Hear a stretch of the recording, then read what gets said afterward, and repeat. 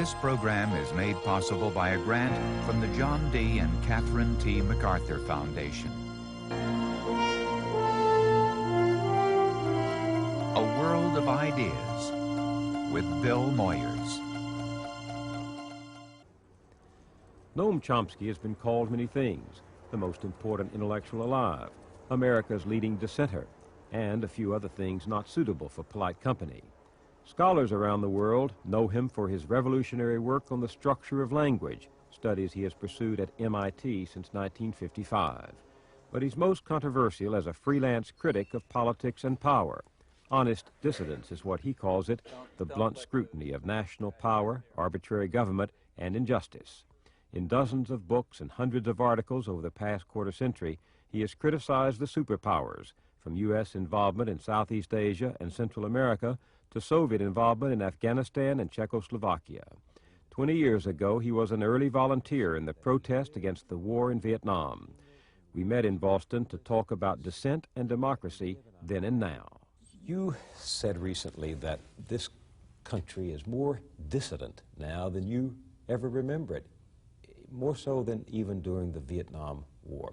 When I read that, my mind went back immediately to that period, to the protests in the streets, the mass demonstrations, the riots on college campuses and in the ghettos. That dissidence, it was powerful and emotional and unprecedented. And you say we're a more dissident nation now? The dissidence now is much wider and more deeply rooted, and it's found in sectors of the population that were excluded from the dissident movements of the 1960s. I think to compare the present situation with the late 60s is a little misleading because of the scale of what is being protested. The movements of the 60s became, the peace movement at least, the anti-war movement, became a significant movement at a time when we had hundreds of thousands of troops attacking South Vietnam and expanding the war to all of Indochina. Major war with hundreds of thousands of people slaughtered, and just one of the major wars of the century, in fact. Until that time, the peace movement was very limited. As late as mid-1966, here in Boston, which is a pretty liberal city, we had a hard time having public meetings because they would be broken up, often broken up by students. In fact, it wasn't really until late 1966, early 1967, and remember at that time we had, what was it, about 400,000 troops fighting in Vietnam, that you got a large-scale protest movement going. Now, compare the 80s. When Ronald Reagan came into office, one of the first things he did was lay the basis for his advisors. One of the first things they did was to lay the basis for direct military intervention in Central America. The white paper of February 1981 was a clear effort to test the waters to see if you could get the population to support direct dispatch of troops to El Salvador and probable military intervention in Nicaragua.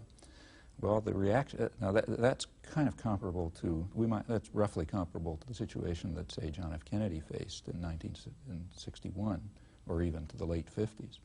Now, at that time, intervention could take place without any protest. But as soon as the Reagan people made just the beginnings of an indication that there might be direct military intervention, there was substantial protests, spontaneous protests from all over the country,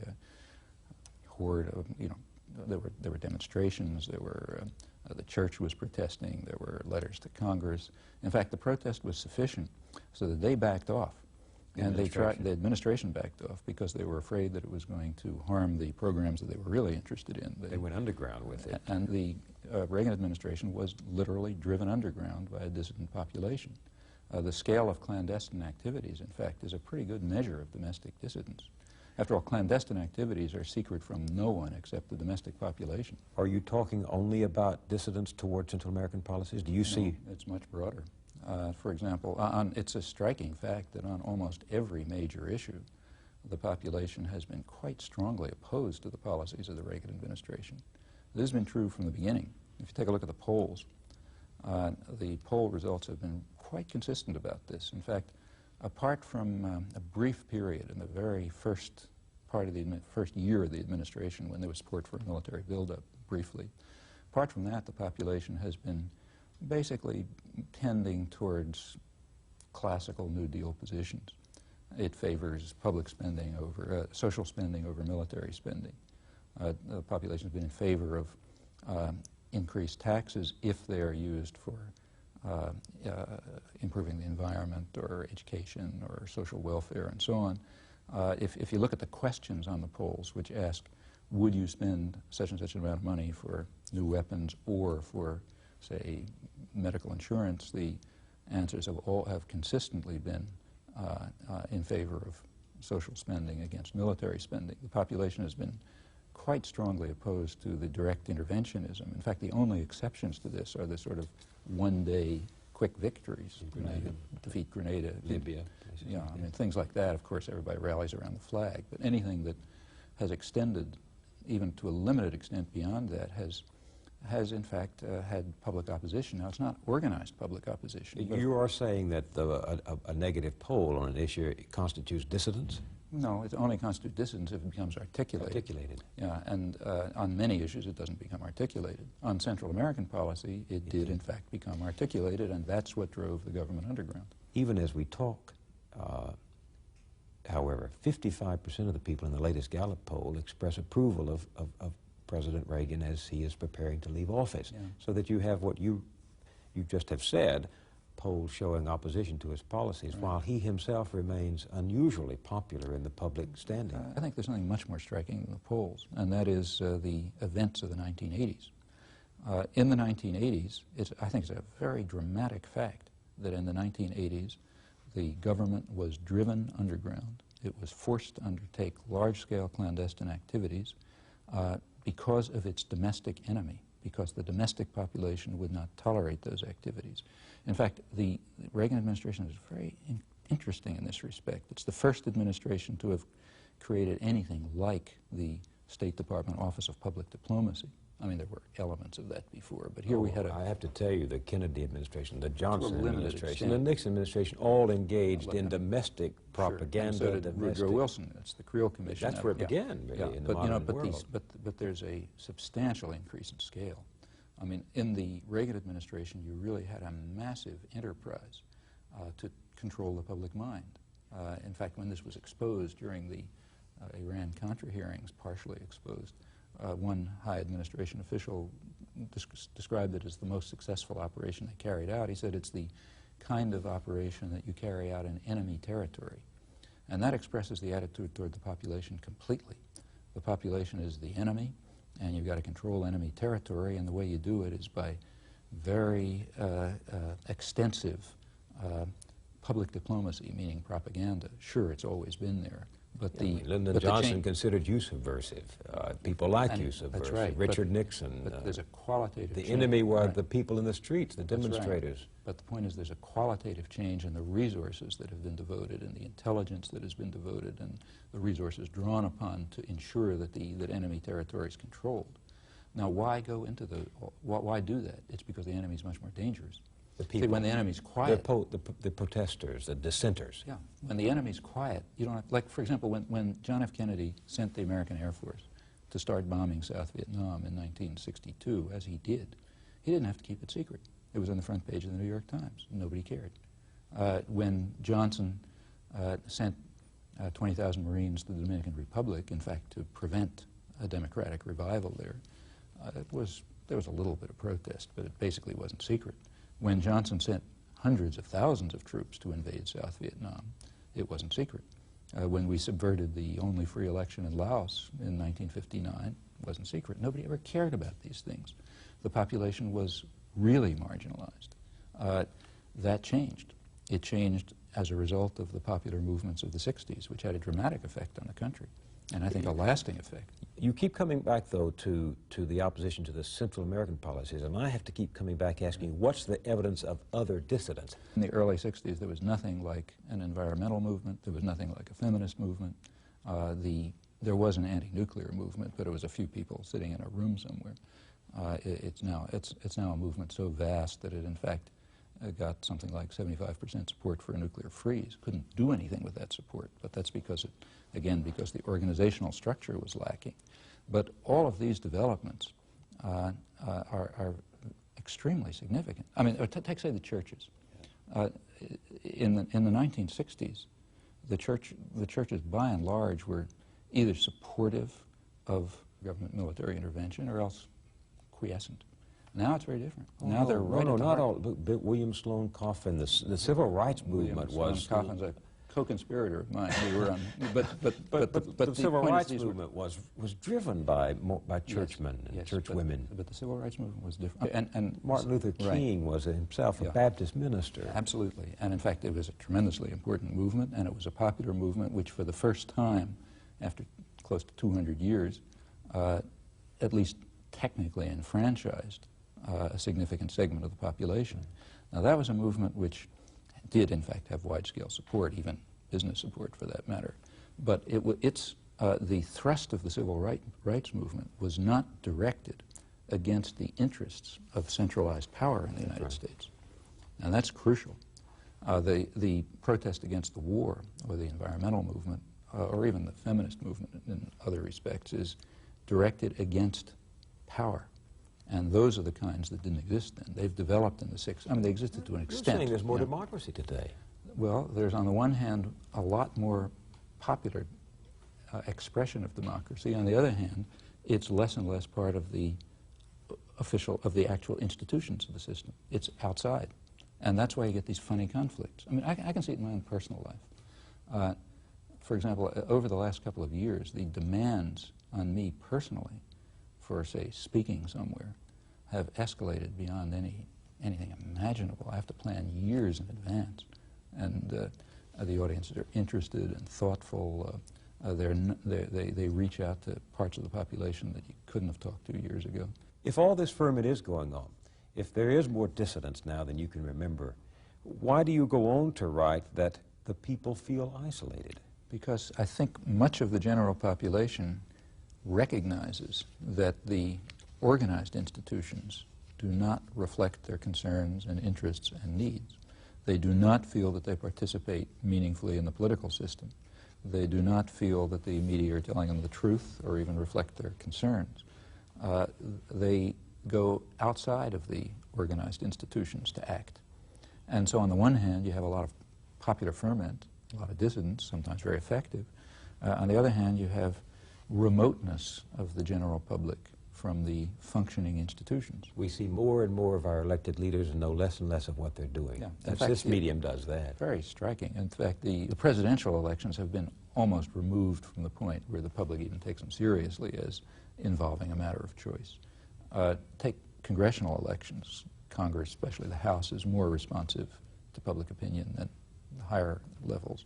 But even here, the rate of electoral victory by incumbents has been going up. High 90s. Yeah, high 90s. Well, that virtually is a way of saying that there aren't any elections.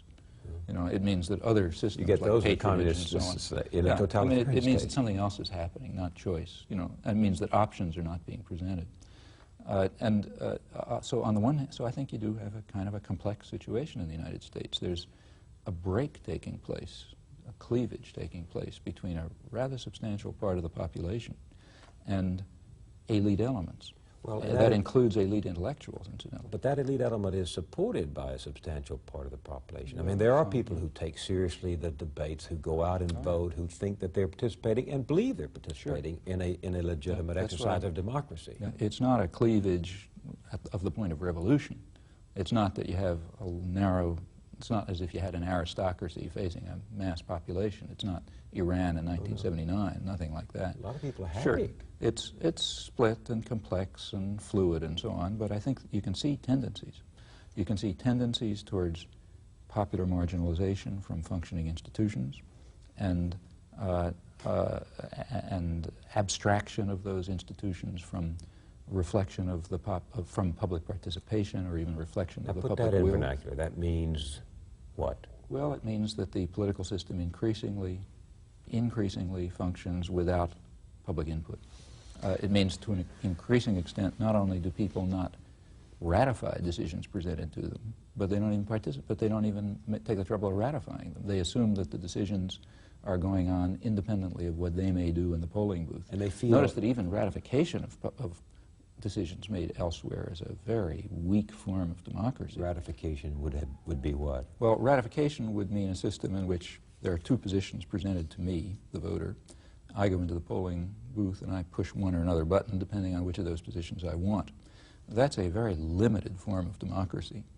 A really meaningful democracy would mean that I play a role in forming those decisions, in creating those positions, that those positions reflect my active, creative participation at not just me, but of course everyone. That would be real democracy. That's not We're very happening. far from that. Yeah. But we're even departing from the point where there is ratification.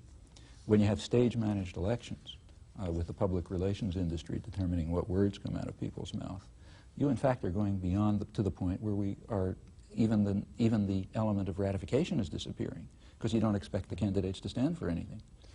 Candidates decide what to say on the basis of tests that determine what the effect will be across the population. Somehow people don't see how profoundly contemptuous that is of democracy. Contemptuous? Yeah. Suppose I'm running for office, and I don't tell people what I think or what I'm going to do. I tell them what the pollsters have told me is going to get me elected.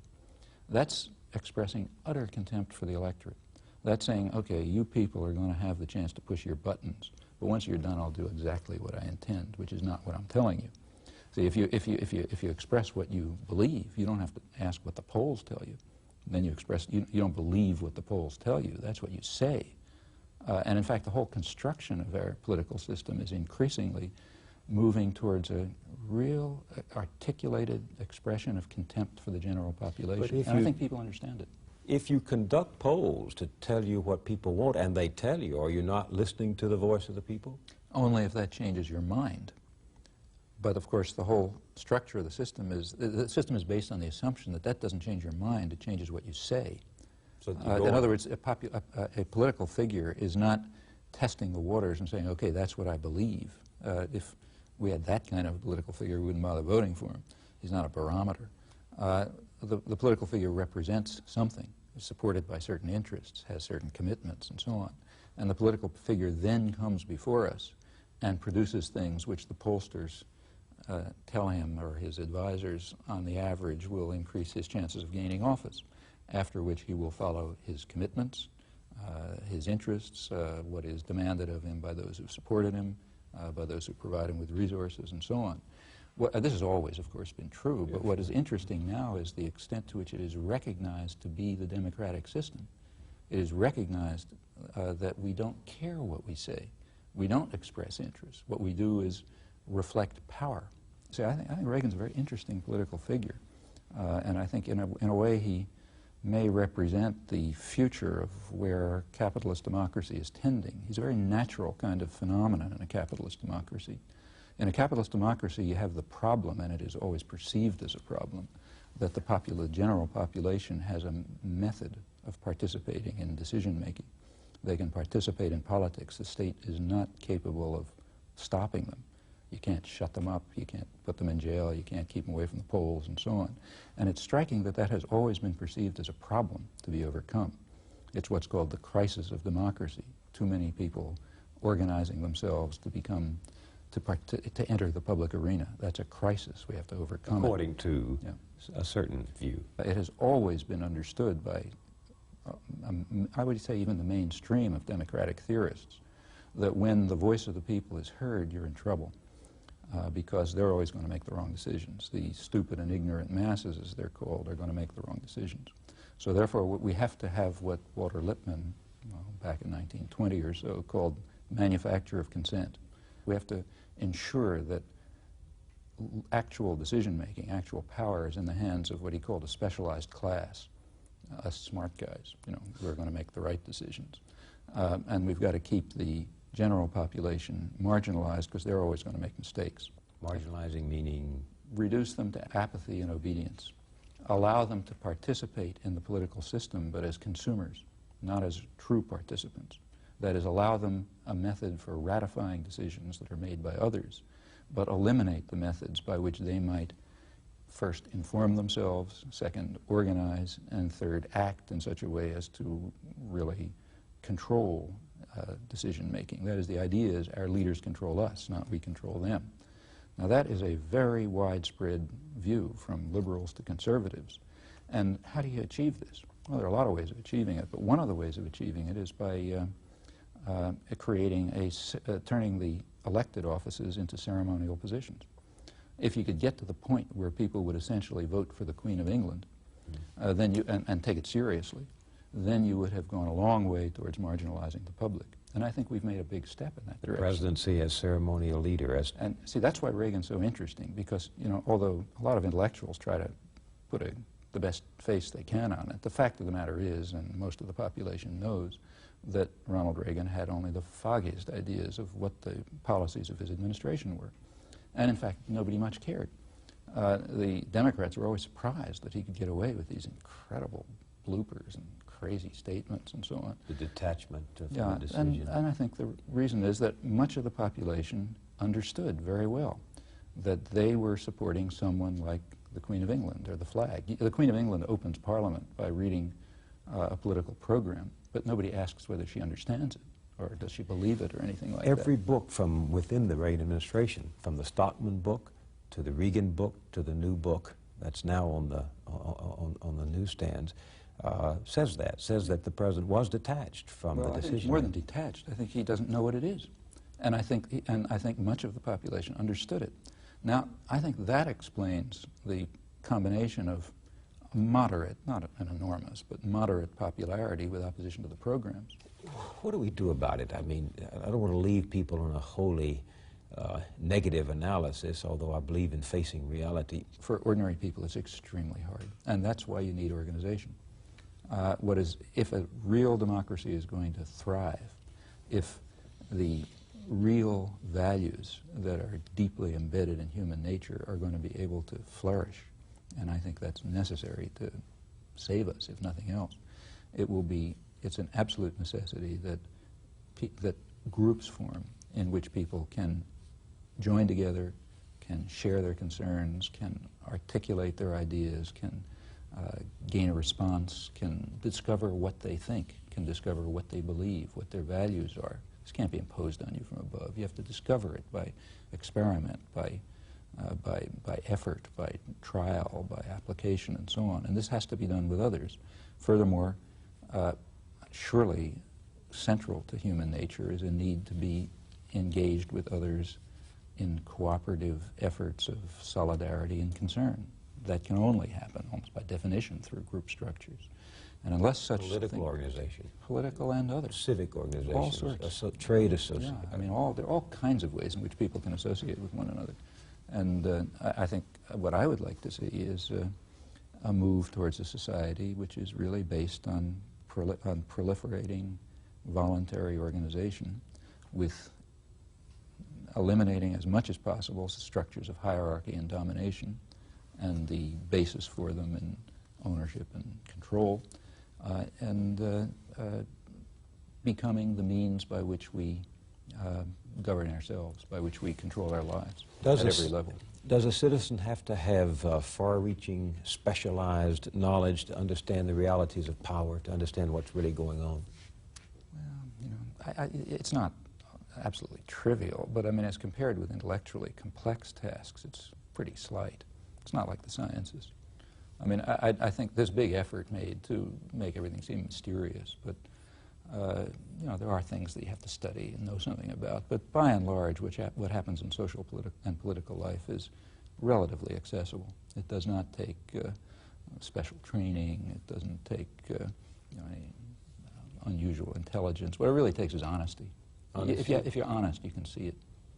Do you believe in common sense? I mean, you're absolutely. You do. I believe in Cartesian common sense. I think people have the capacities to see through the deceit in which they're ensnared, but they got to make the effort. Seems a little incongruous to hear a man from the ivory tower of Massachusetts Institute of Technology, a scholar, a distinguished linguistics scholar, talk about common people with such appreciation and common sense. I think that scholarship, at least the field that I work in, has the opposite consequences. My own studies in language and human cognition demonstrate, to me at least, what remarkable creativity ordinary people have. The very fact that people talk to one another is a reflection, and just in the normal way, I don't mean anything particularly fancy, reflects deep-seated features of human creativity, which in fact separate human beings from any other biological system we know, you get tremendous respect for human beings when you begin to study their normal capacities. From Boston, this has been part one of a conversation with Noam Chomsky. I'm Bill Moyers.